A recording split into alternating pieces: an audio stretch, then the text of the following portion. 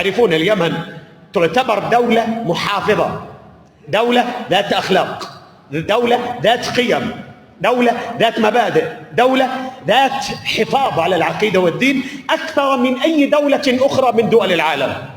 بل تستطيع القول بأن اليمن تعتبر رائدة في هذا، في الباب الحفاظ على الدين والعقيدة على مستوى العالم، سواء في جانب المرأة أو في جانب الشباب أو في جانب الصغار والكبار. لا زال اليمن دسما في هذا الجانب، دسما، أفكارهم لا زالت طيبة، لا زال هناك وعي.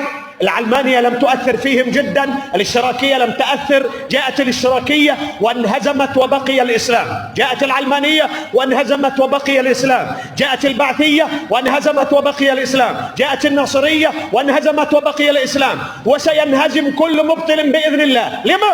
لأن البيئة اليمنية تربوا على البراءة، على العقيدة الطيبة، على الفطرة بإذن الله، وإن لطخوا ببعض الأمور لكن إذا جاء الحق عرفوه. والنبي عليه الصلاة والسلام وصف أهل اليمن فقال صلى الله عليه وآله وسلم: هم أرق قلوبا وألين أفئدة. الإيمان يمان، والفقه يمان، والحكمة يمانية، هكذا يقول النبي صلى الله عليه وعلى آله وسلم.